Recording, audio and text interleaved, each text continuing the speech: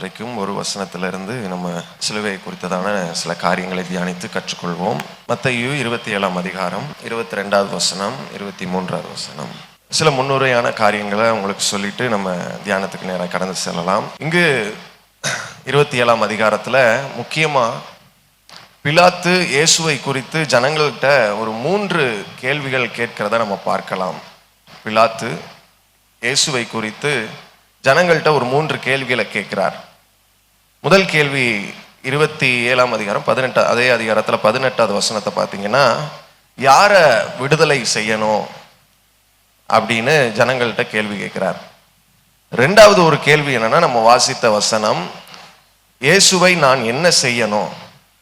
மூன்றாவது ஒரு கேள்வி என்ன கேட்கிறார்னா, இயேசு என்ன பொல்லாப்பு செய்தார், ஏன் அவரை சிலுவையில் அடிக்க சொல்றீங்க அப்படின்னு இந்த 3 கேள்விகளை கேட்கிறார். இந்த 3 கேள்விகள் ரொம்ப முக்கியமான கேள்விகள். சரி, யார் இந்த பிலாத்து அப்படின்னு பார்த்தீங்கன்னா, இவர் ஒரு ரோமர் நாட்டினுடைய ரோம படையினுடைய தேசாதிபதியா இருக்கிறார். யூதேயா நாட்டில் அவர் ஆட்சி செய்கிறார். ஒரு கவர்னர் மாதிரி ஒரு பெரிய போஸ்டிங்ல இருக்கிற ஒரு அரசர். ஏன் இந்த கேள்விகளை கேட்டார் ஜனங்கள்கிட்ட அப்படின்னா, 17 வசனத்தை பாருங்க. 17 வசனம்,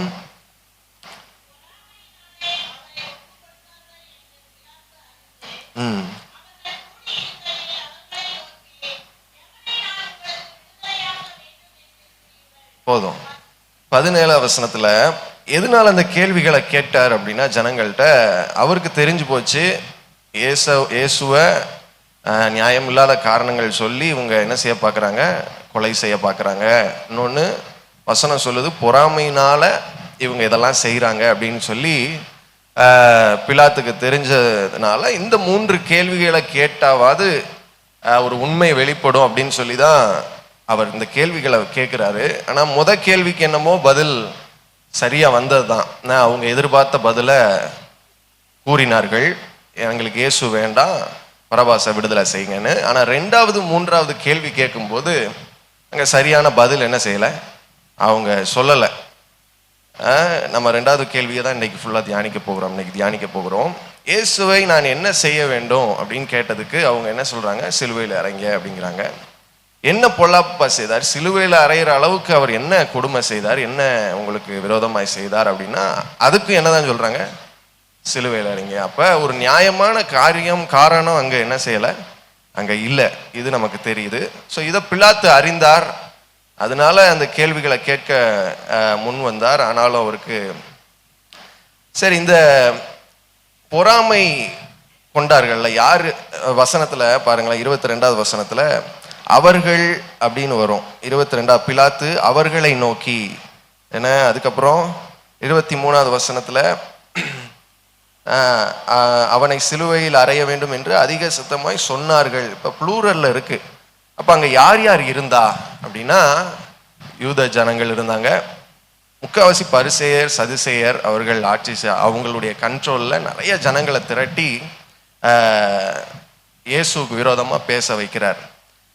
இந்த பொறாமையின் குணம் பரிசேயர் சதுசேயர்கிட்ட இருந்ததுனால இந்த பொறாமை நாள் அடைவில் என்ன ஆச்சுன்னா, இயேசுவை வெறுக்க ஆரம்பிச்சிட்டாங்க. பொறாமையினால ரொம்ப வெறுத்து அவரை ரொம்ப பகைக்காரர் மாதிரி பார்க்க ஆரம்பிச்சிட்டாங்க. அந்த பொறாமை அப்படி கொண்டு போய் விட்டுருச்சு. 20 வசனத்துல பாருங்க, இந்த பொறாமைக்காரர்களின் வேலையே என்ன தெரியுமா? 20 வசனத்துல, பரபாசை விட்டுவிட கேட்டுக்கொள்ளவும் இயேசுவை கொலை செய்யவும் பிரதான ஆசாரியரும் மூப்பரும் ஜனங்களை என்ன செஞ்சாங்களாம்? ஆமா, போய் என்ன செய்யறாங்க, இயேசுவை கொலை செய்யணும், அதுதான் நம்முடைய நோக்கம். ஜனங்கள் ஒத்துக்க மாட்டாங்க. ஏன்னா இயேசு நிறைய நன்மை செஞ்சிருக்கிறார். அதனால அவங்க ஒத்துக்க மாட்டாங்க. ஒத்துக்க வைக்கிறதுக்கு என்ன செய்வாங்க, தேவாலயத்தை இடிப்பேன்னு சொல்லி இருக்கிறாரு, என்ன தேவாலயம் இடிக்கப்படும் சொல்லியிருக்காரு, நான் தான் தேவன்னு சொல்லியிருக்கிறார். இப்படி ஜனங்கள் எதை சொன்ன நம்புவாங்களோ அதை சொல்லி ஜனங்கள் இயேசு கிறிஸ்துவுக்கு விரோதமா ஏவுகிறதா இந்த வெறுப்பாளர்கள் பொறாமைக்காரர்களுடைய வேலையே. எதுக்கு இவ்வளவு வெறுப்பு, எதுக்கு இவ்வளவு பொறாமை இயேசு மேல அப்படின்னா, பல காரணங்கள் இருக்கு. நான் ஒரு சில காரியங்களை மட்டும் சொல்லிட்டு நம்ம தியானத்துக்குள்ளாக கடந்து செல்லலாம். முதல்ல எதுக்கு இந்த இவ்வளவு பெரிய வெறுப்பு அப்படின்னா, இயேசுவை பின்பற்ற கூட்டம் நாளுக்கு நாள் என்ன செய்யுதுன்னா அதிகரித்து கொண்டே இருக்கிறது. இவங்கிட்ட படிச்சுக்கிட்டு இருந்த என்ன பரிசேயர் சதிசேயர்கிட்ட உட்கார்ந்து சத்தியத்தை கேட்டுக்கொண்ட ஜனங்கள் எல்லாம் இப்ப யார் பக்கம் திரும்புறாங்க? இயேசு பக்கம் திரும்ப ஆரம்பிச்சிட்டாங்க. சில இடங்கள்ல ஊரே என்ன செய்ய ஆரம்பிக்குது? இயேசுவை பின்பற்ற ஆரம்பிக்குது. இதனால இந்த பரிசேயர் சதிசேயர் பொறாமை கொண்டாங்க. ரெண்டாவது ஒரு காரணம் என்னன்னா, இயேசு செய்தது போல அவர்களால் அற்புதம், அடையாளங்கள், அதிசயங்கள் என்ன செய்ய முடியல.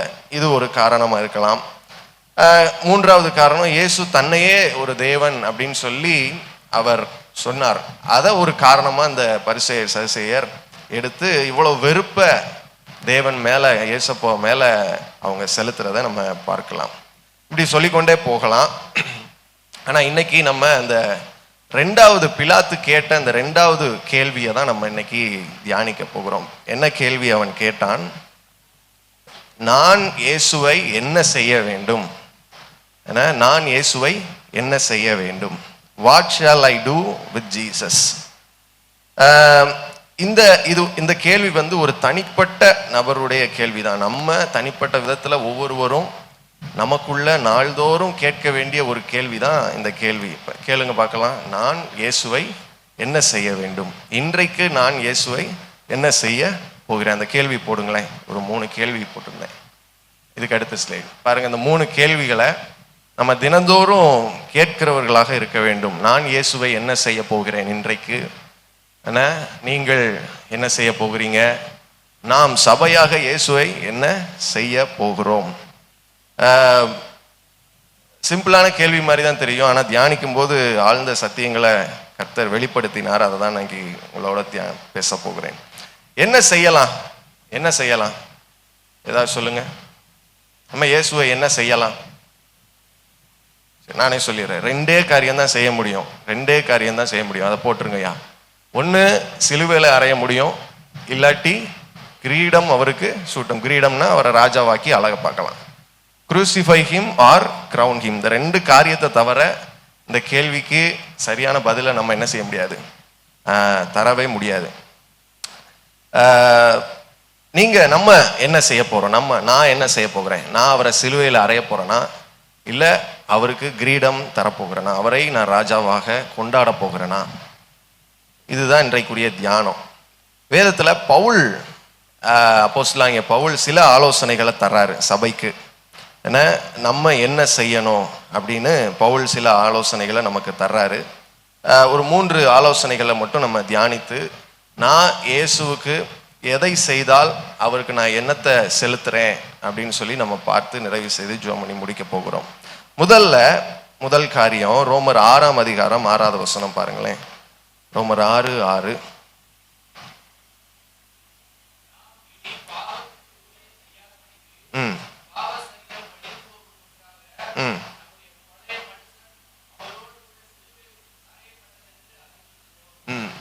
இங்க பவுல் சொல்றாரு, பாவத்திற்கு ஊழியம் செய்யாதபடிக்கு. இப்ப பாவத்துக்கு நம்ம ஊழியம் செஞ்சா அவருக்கு நம்ம என்ன செய்கிறோம்? சிலுவையை தருகிறோம். பாவத்துக்கு நம்ம ஊழியம் செய்யலைன்னா, அல்லது இயேசுவுக்கு நம்ம உண்மையா ஊழியம் செஞ்சோம்னா அவருக்கு என்ன செய்கிறோம்? கிரீடத்தை. நம்ம என்ன செய்ய போகிறோம்? நம்ம இயேசுவை என்ன செய்ய போகிறோம்? நம்ம பாவத்துல இல்ல உலக காரியங்கள்ல உலகத்துக்கு நம்ம ஊழியம் செய்கிறோம் அப்படின்னா அவரை நம்ம நிச்சயமா என்னதான் செய்வோம்? சிலுவையில் அறைவோம். அதுக்கு மாறா பரலோக ராஜ்யம் கட்டப்படணும், பரலோக ராஜ்யத்துக்காக நம்ம ஊழியம் செய்கிறோம் அப்படின்னா அதுல கர்த்தர் மகிமைப்படுகிறார், இயேசு மகிமைப்படுவார். அவருக்கு நம்ம கிரீடத்தை நம்ம கையால கொடுக்கிறவர்களா இருக்கிறோம். ஸோ நம்ம என்ன செய்கிறோம் அப்படிங்கிறத சிந்தித்து கொள்வோம். ஏன்னா பாவத்துல என்ன செய்யக்கூடாது? வாழக்கூடாது. மத்தேயுல கூட இயேசு கிறிஸ்து சொல்றார், 2 எஜமான்களுக்கு ஊழியம் செய்ய ஒருவனாலும் கூடாத காரியம். ஒருதை நேசித்து மற்றொன்றை, ஆமா, ஏதாவது ஒன்னதான் நம்ம பிடித்து கொள்ள போகிறோம். இன்றைக்கு இந்த கால வேளையில நம்ம முடிவு எடுக்கலாம். நம்ம பாவத்துக்கு ஊழியம் செஞ்சோம் அப்படின்னா சிலுவையை ஆண்டவருக்கு தர்றோம். உலகத்துக்கு ஊழியம் செஞ்சா சிலுவையை ஆண்டவருக்கு தர்றோம். பாவத்திலேயே நம்ம வாழ்ந்துகிட்டு இருந்தோம்னா சிலுவையை தான் நம்ம இன்னும் நம்ம ஆண்டவர் என்ன செய்யறோம்? சிலுவையில அரைஞ்சுக்கிட்டு இருக்கோம்னு அர்த்தம். அப்படி இருக்கக்கூடாது. நம்ம இயேசுவுக்காக பரலோக ராஜ்ய சிந்தையோடு நம்ம என்ன செய்யலாம்? ஊழியம் செய்யலாம். அப்போ நம்ம தேவனுக்கு கிரீடத்தை நம்ம தர முடியும். இது பவுல் தருகிற முதலாவது ஆலோசனை. ரெண்டாவது ஒரு காரியம், 1 கொரிந்தியர் 2ஆம் அதிகாரம்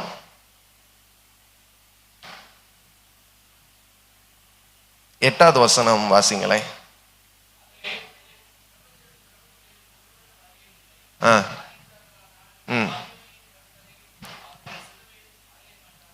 ஆமா, இங்க பவுல் என்ன சொல்றாரு? ஒருவனும் அறியவில்லை, அறிந்தார்களானால் கர்த்தரை என்ன செய்ய மாட்டாங்க? சிலுவையில என்ன அறியல, என்ன அறிஞ்சாங்க அப்படின்னா, கீழே நம்ம வாஸ்து பார்க்கும்போது 12வது வசனம் பாருங்களேன். 12வது வசனத்துல 10வது வசனம் பாருங்க. நமக்கோ தேவன் அவைகளை ஆவியிலே வெளிப்படுத்தி இருக்கிறார். போதும். 12வது வசனத்துல நாங்களோ உலகத்தின் ஆவியை பெறாமல் தேவனால் எங்களுக்கு அருளப்பட்டவைகளை அறியும்படிக்கு தேவனத்திலிருந்து புறப்படுகிற ஆவியை பெற்று இருக்கிறோம். அப்ப என்னதான் சொல்ல வராரு அப்படின்னா, 14வது வசனம் 15வது வசனம் தெளிவா சொல்லுது, ஜென்ம சுவாபமான மனுஷனே தேவனுடைய ஆவிக்குரியவர்களை ஏற்றுக்கொள்ளான். 15வது வசனம் ஆரம்பத்துல சொல்லுது, ஆவிக்குரியவன் எல்லாவற்றையும் ஆராய்ந்து. அப்ப இங்க என்ன நல்ல ஆலோசனை நமக்கு பவுல் எழுதி வச்சிருக்கிறாருன்னா, ஜென்ம சுவாபம் அப்படின்னா மாம்சத்தின்படி நம்ம வாழ்க்கையை நடத்திட்டு போனோம்னா நம்ம ஆண்டவருக்கு சிலுவையை நம்ம கொடுக்குறோம். ஆவியின்படி நம்ம வாழ்க்கையை நம்ம ஒவ்வொரு நாளும் நடத்தி சென்றோம்னா கர்த்தருக்கு இயேசுவுக்கு நம்ம என்ன செய்யறோம்? கிரீடத்தை கொடுக்கிறோம். மாம்சத்தின் கிரியைகள் அப்படின்னு சொல்லி கலாத்தியர்ல நிறைய இருக்கு. ஆவியின் கனிகள்னு சொல்லி 9 காரியங்கள் கொடுக்கப்பட்டிருக்கு. ஸோ நம்ம எதை தேர்ந்தெடுத்து நம்முடைய வாழ்க்கையை நடத்துகிறோம், ஏன்னா நமக்குள்ள என்னென்ன காரியங்கள் இருக்குன்னு நமக்கு தெரியும். ஸோ நம்ம மாம்சத்தின் கிரியைகளை வெளிப்படுத்துகிறோம் அப்படின்னா நம்ம இயேசுவுக்கு என்ன தருகிறோம்? சிலுவையை தருகிறோம். அவருக்கு மேலும் வேதனையை தருகிறோம். அவரை மேலும் மேலும் நம்ம அடித்து கொண்டு தான் இருக்கிறோம். ஆனால் ஆவியின் கனி கொடுக்கிறவர்களாக நம்ம வாழ்ந்தோம் அப்படின்னா நம்ம அவருக்கு கிரீடத்தை தருகிறோம். சொந்த காலை வேளையில நீங்க மறுபடியும் சிந்திங்க, நான் இயேசுவை என்ன செய்ய போகிறேன்? அவருக்கு கிரீடத்தை தரப்போறேனா, இல்ல அவரை நான் சிலுவையில அறைக்க போறேன்? கலாத்தியர் 5ஆம் அதிகாரம் 24வது வசனத்தை மட்டும் வாசித்துருவோமா? கலாத்தியர் 5ஆம் அதிகாரம் 24.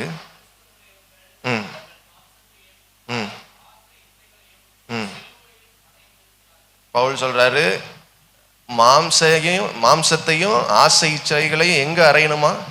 ஆமா, ஆவிக்குரியவர்கள் மாம்ச இச்சைகளை சிலுவையில அறையணும். ஆசைகள் வரும், என்ன அது நமக்கு வருதான், அது இயல்பு. ஆனா அதை குறித்து நம்ம ஜாக்கிரதையா இருக்கணும். ஆவிக்குரியவர்களாகிய நாம் ரொம்ப ஜாக்கிரதையா இருக்கணும். காரணம், கர்த்தரை நம்ம சிலுவையில அரைஞ்சிடவே கூடாது. ஏன்னா நமக்காக ஒரு விசை நம்ம அடிக்கப்பட்டார், கரெக்டு தானா? ஓயாம நம்ம என்ன செய்யக்கூடாது? கர்த்தரை துன்பப்படுத்தி கொண்டே இருக்கக்கூடாது. அதை தான் இங்க பவுல் சொல்லுகிறார். கடைசியா ஒரு காரியத்தை நம்ம பார்க்கலாம். எபிரேயர் 6:6. எபிரேயர் 6ஆம் அதிகாரம் 6வது வசனம்.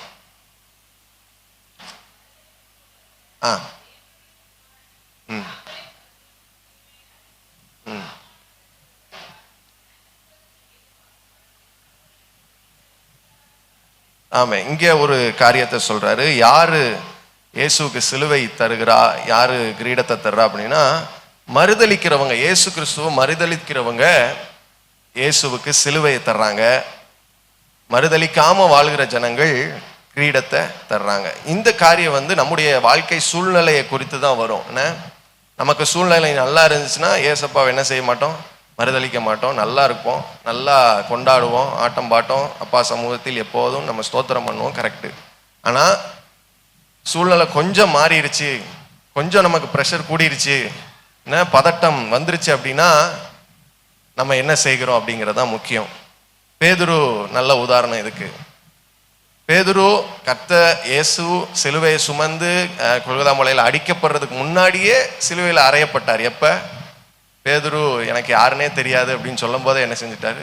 ஸோ இதுதான் ஆண்டவர் இங்க பவுல் இங்க எழுதி வைக்கிறார். நம்ம மறுதலிக்க கூடாது. எந்த சூழ்நிலையிலையும் இயேசுவுக்காக தைரியமா நிற்கும் போது அவருக்கு நம்ம கிரீடத்தை கொடுக்குறோம். நம்ம மறுதளிச்சுட்டு ஓடி போனோம்னா சூழ்நிலையை பார்த்து அவரை நம்ம மேலும் நம்ம அடிக்கிறோம்.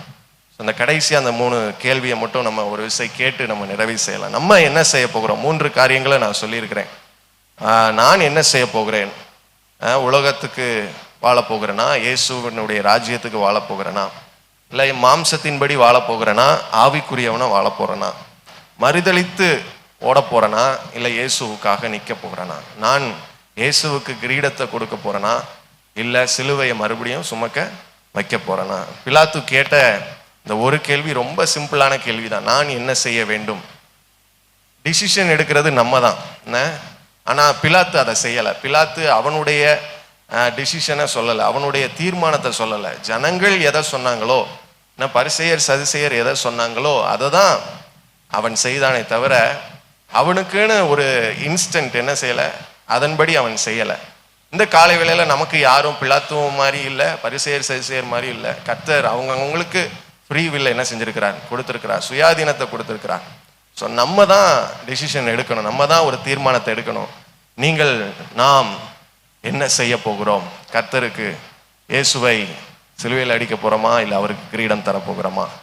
இந்த பவுல் சொன்ன ஆலோசனைகள் படி நம்ம ஆவிக்குரியவர்களாக இயேசுவுக்கு ஊழியம் செய்து மறுதளிக்காம கனி கொடுக்கிறவர்களாய் வாழ்ந்தோம்னா நிச்சயமா அவருக்கு கிரீடத்தை நம்ம கொடுக்கிறவர்களாய் வாழ முடியும். கர்த்தர் உங்களை ஆசீர்வதிப்பாராக.